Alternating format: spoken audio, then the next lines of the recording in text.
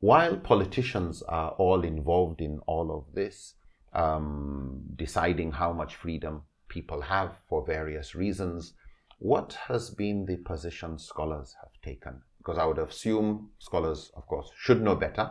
Of course, it's riskier for a scholar to differ or go against political interests, but again, one would not have expected that there will be silence from the side of religious authorities. Salah, what would you add on this? Okay. Looking at some of the challenges that non-Muslim minorities would have faced in Muslim countries, we know from history that the scholars were active in trying to ensure that justice was maintained, that the rights of these non-Muslim communities were honored. Of course, not every scholar shared the same opinion, but there were definitely scholars who spoke up about it, who would contact the leader, whoever was the caliph or the governor in charge, and share their view that a particular course of action wasn't the just course of action. For example, we have the time when Caliph Walid bin Yazid exiled some non-Muslims from Cyprus to Syria, and it was a number of scholars who took part in the protests against that particular action, expressing their disagreement with his decision. We also have the example of Imam Al-Awza'i, who wrote a letter to the governor of Lebanon, pointing out to him that his decision to exile a number of Christians, or the Christians, from Lebanon wasn't fair, because he said, it's not all of them who took part in a revolt. There had been a revolt by some Christians, but because his decision was now touching on the entire community, Imam al-Awza'i then wrote that letter expressing the well-known, well-established Islamic concept that justice matters and one cannot punish someone who hasn't done anything wrong. So we have these two classical examples amongst others. Just reading sometimes the biographies of some of the very well-known scholars, one would find that even when it came to matters to do with Muslims, not even non-Muslims, when they would speak out against it, speak up, speak the truth to power, as you say, sometimes they were opposed, sometimes they were punished, detained, imprisoned by the government. Sometimes it would be other scholars who hold a different opinion that would criticize their stance. But there have always been scholars who would speak up for justice, whether or not the person who they felt was being unjustly treated was a Muslim or a non-Muslim. MashaAllah. Allah Ibrahim, what would you add here? Just to add, the great Maliki scholar Imam al-Qarafi also says, while explaining the rights and how Islam defends the zimmis, that the covenant of protection imposes upon us certain obligations towards al-zimma. They are our neighbors under our care, living under the protection of Allah, His Prophet, and Islam. And that any attempt to strip them of their rights, either by denying them any of these rights or helping anybody against them, will be tantamount to betrayal of that covenant of Allah, His Prophet, and Islam. Similarly, Ibn Hazm, while defending the rights of this Ahl-Zimma, says if an enemy come with forces to attack any of them, that it is obligatory on the Muslim community to fight, to defend this zimmi, to fight the enemies. So what are these scholars all trying to say? All trying to defend the right of a non-Muslim minority under Islamic states. This is the norm. So exceptional cases is when you talk of a hostile non-Muslim. Okay, but sometimes to some of these cases of exceptional cases could be applied to a Muslims, as we shall see later on some issues. So these are view of scholars on this issue. I think this is very important to just underscore, that scholars, and you see it in their books on fiqh, the moment it comes to rights of Ahl Dhimma, they always made it clear that things should be done with justice. And some scholars actually did suffer, and we'll come and see some of these in another episode. examples of scholars who really spoke out, in addition to Auza'i that you've quoted and others. We find when Christians were being persecuted, along with Muslims, by Catholics in Spain, in Andalus, after Muslims were there for about 750 years. A lot of these Muslims were tortured, killed, but so were Jews, and so were some Christian minority groups. They migrated. These Jews moved to Morocco, and so one of the highest populations of Jews in North Africa, they're actually in Morocco, and these are descendants of those who left or had to escape the Inquisition in Spain. We find a lot of Jews who moved from Italy and that area, avoiding persecution and moving to the Ottoman Empire, to Turkey, where we find another large concentration of Jews and people of other faiths still there. When World War II was taking place and the Holocaust was increasing and Jews were being killed in Germany, it was actually Muslim countries, including Iran, and Turkey, that were giving travel documents to Jews to move away from this persecution. I know this because I actually visited the Holocaust sites in Krakow, in Poland, and in Munich, and the history is there of the role that Muslim countries played in saving as many Jews as possible from a context where, in fact, it's unfortunate that even during the World War II, among the last things that the Allied forces did was to bomb the railroads that were going to the Holocaust sites where these Jews were being killed. It wasn't a priority of the international community to stop what Hitler was doing. This happened much later, towards the ending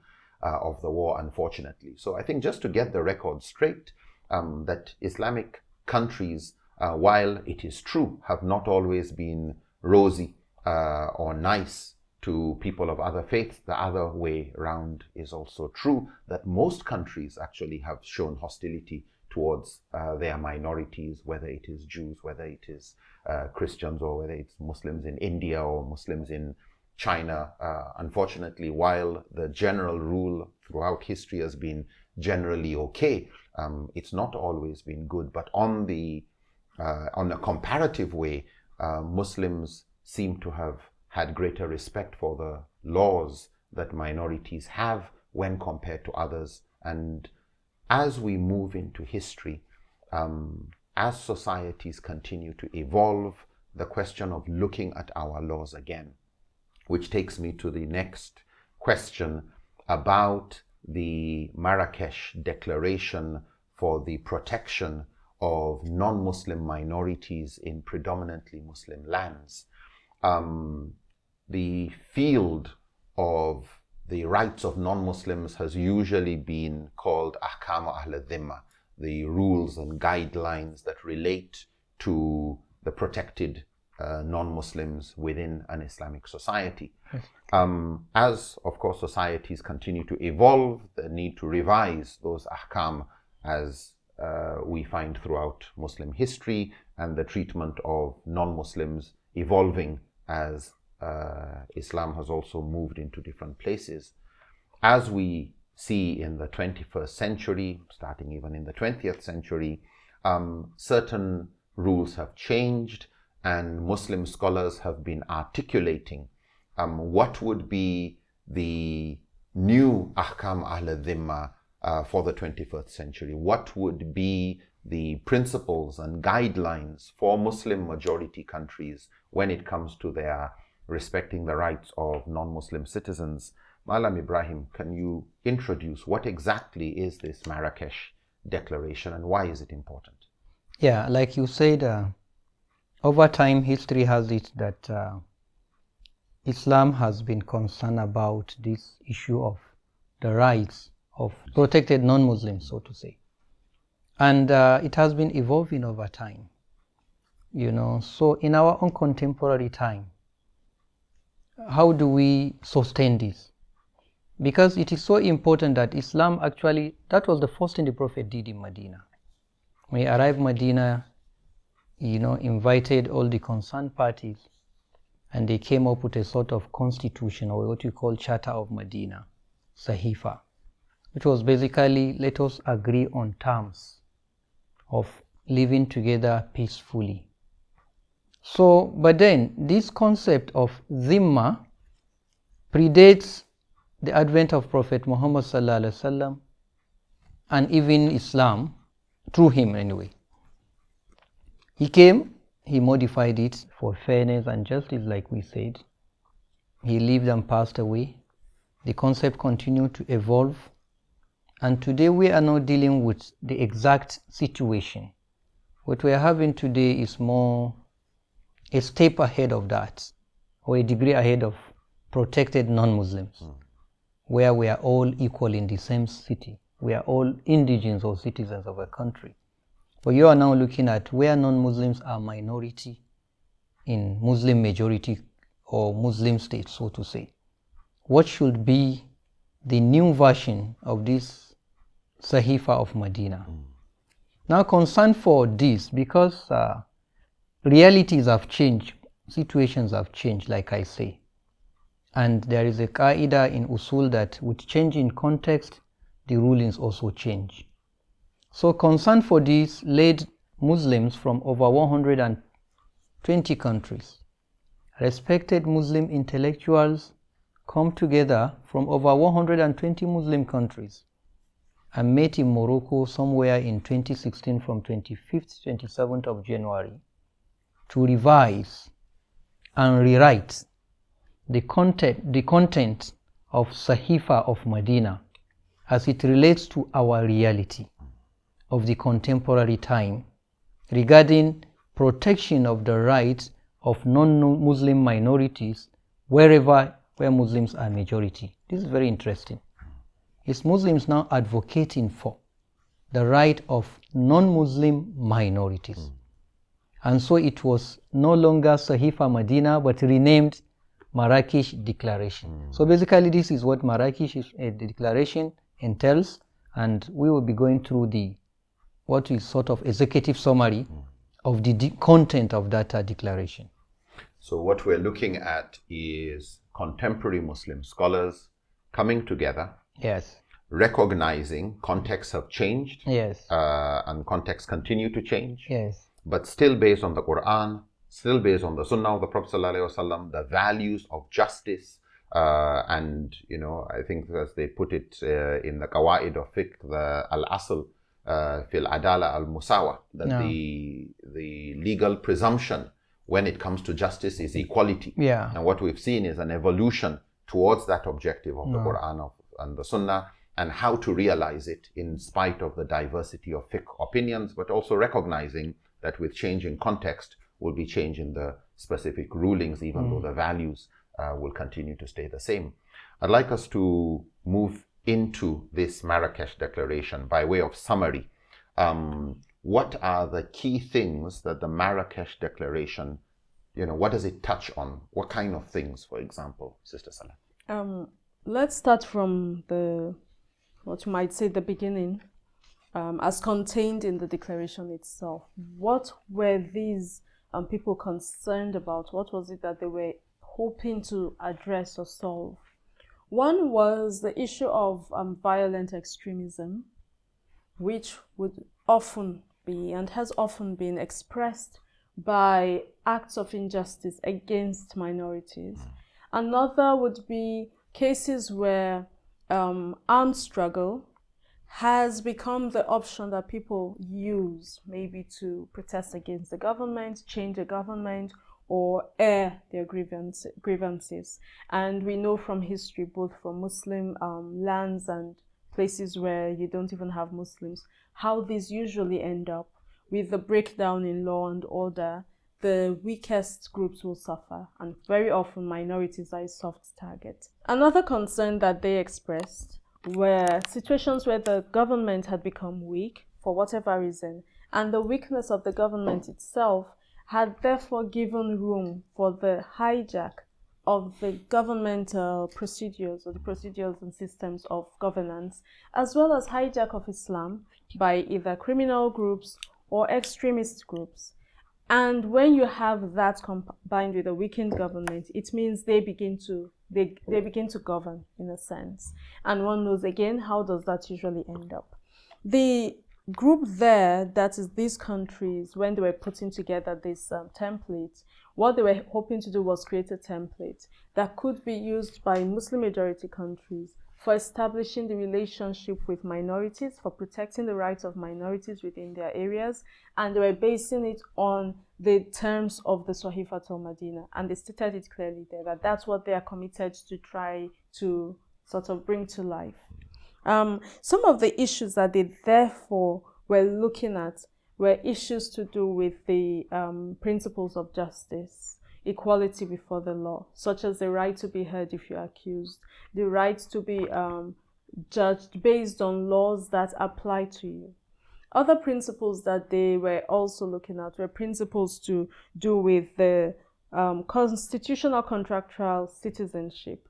We've been talking a lot about al-dhimmi. So the concept of dhimmi is what they were now looking at. Okay, how do you bring something similar? How do you use this in this situation? So that concept where people are citizens of a particular state based on a constitutional contract agreed upon by all, and the principles that arise from there, such as the freedom of worship, the freedom of movement, the freedom to own property.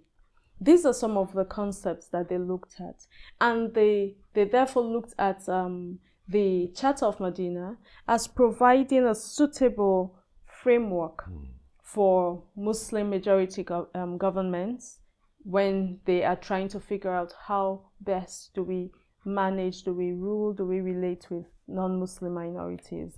They also saw the objectives espoused in the Charter of Medina itself as a useful framework for even the United Nations Charter, the United Universal Declaration of Human Rights. So these are some of the things that one would find the Marrakesh Declaration was aiming to do, and the objectives and intentions expressed in the declaration itself. So basically what we are looking at here is that this Marrakesh Declaration is trying to come up with a new ijma, so to speak, a kind of a new consensus that would guide Muslim countries. Because without it, people are just left to diverse fake opinions of scholars who lived in context, some of which we don't know. And instead of just copy paste from any part of Islamic history, there was this concerted effort to sieve out and conclude, moving forward, what is most relevant. What more about the Marrakesh Declaration, Malam Ibrahim? Also addressed in the Marrakesh Declaration is the inevitable and urgent need for cooperation among all religious groups. Such cooperation must go beyond mutual tolerance and respect to provide full protection for the rights and liberties of all religious groups in a civilized manner that eschew coercion, bias, and arrogance. Similarly, call upon Muslim scholars and intellectuals around the world to develop a jurisprudence of the concept of citizenship, which is inclusive of diverse groups rather than zimma now. Such jurisprudence shall be rooted in Islamic tradition and principles and mindful of global changes.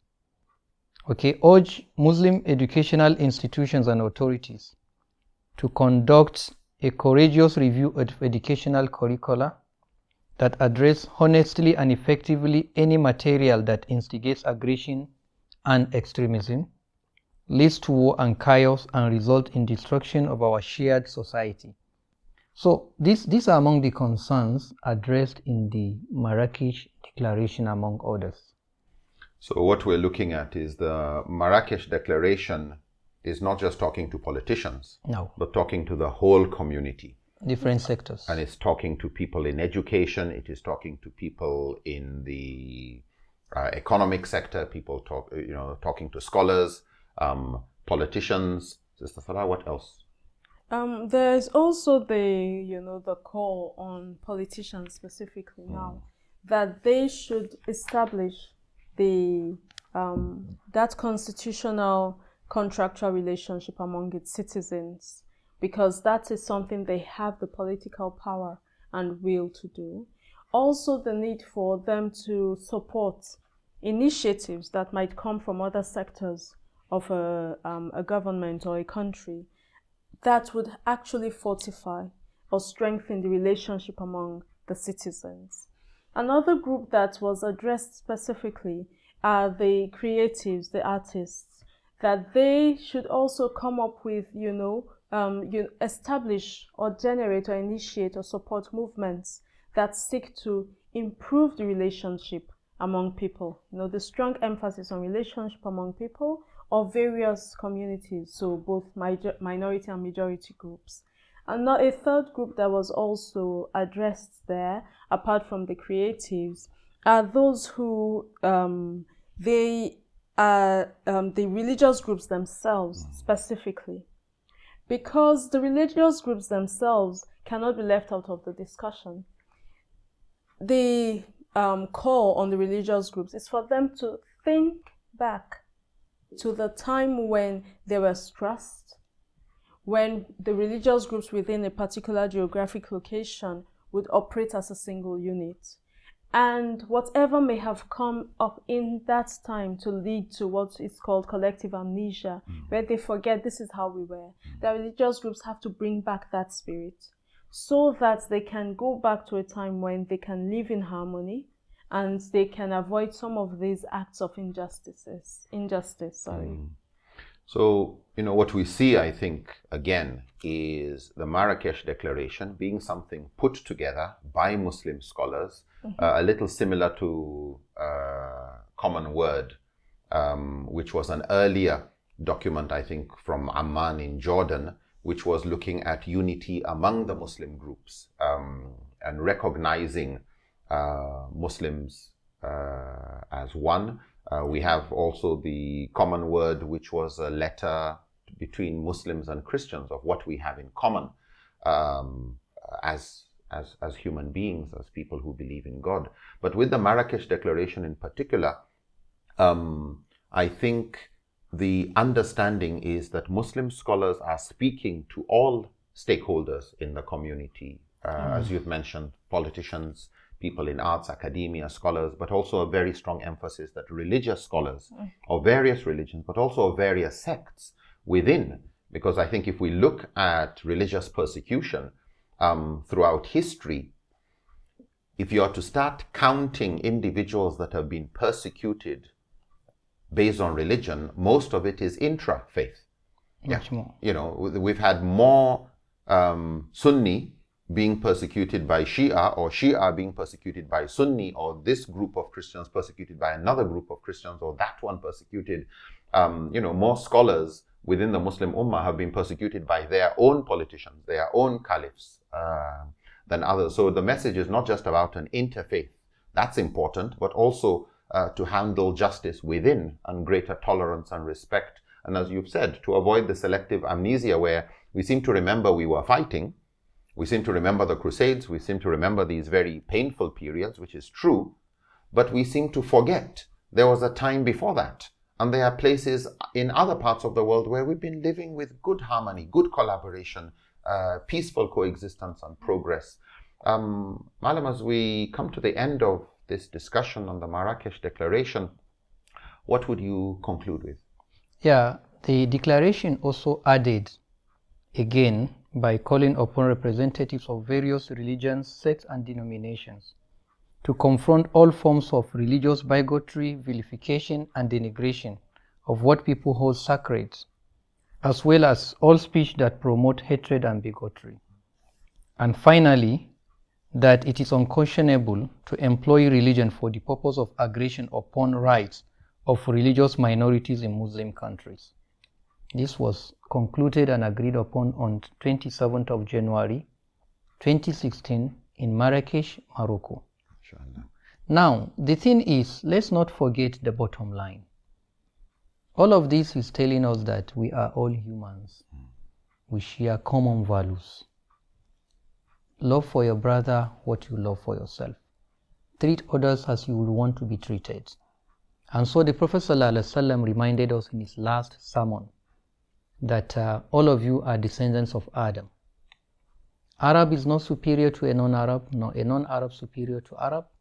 A white is not superior to the black, nor the black superior to the white, except by your actions of piety and conscience of God. So let's always remember this. Whenever you feel you have authority over others, don't forget sometimes you may be a minority, or just put yourself in their shoe. And usually when you open door to injustice in any form, you are setting a standard. Okay? If you do injustice to somebody now, you'll be at an opportunity, an advantage tomorrow. You've already set a wrong standard. So it is always good to be careful, to take caution. But it's interesting that all of this is coming from Muslim intellectuals around the world, trying to say this is what Islam has in defense of non-Muslim minorities living in Muslim majority states. And I think, as you've said, this support of equality is not something that is just done for expedience. It's not just done for a reason other than it is part and parcel of the religious requirement. It is part and parcel of the Quran and Sunnah applied to a contemporary context. And as other societies have evolved, the human rights, Universal Declaration of Human Rights, with all the modifications and differences, but the spirit of it is the recognition of our oneness as a human race, the need for justice. And, at the bottom of it all is none of you is a true believer until you love for the other what you love for yourself. And as Imam an-Nawawi and others have mentioned, this brotherhood is of humanity, not just of faith. Yes, of faith, but not just of faith. And for those who are interested in the Marrakesh Declaration, you can just do a Google search. There's a website for it where you can read the full proceedings and the whole declaration of what they agreed on. There's a summarized version, or what they call an executive summary, that goes to the main points. And I think more Muslims should study that because there you see what have scholars concluded as the modern day version. It's interesting even that it was on the 1400th year anniversary of the Sahifa of Medina that we had that declaration in Marrakesh, relevant to Muslim majorities and non-Muslim minorities today. I'd like to thank both of you for your contributions to this discussion. Jazakumullahu khairan. Until next time, Assalamu alaikum wa rahmatullahi ta'ala wa barakatuh.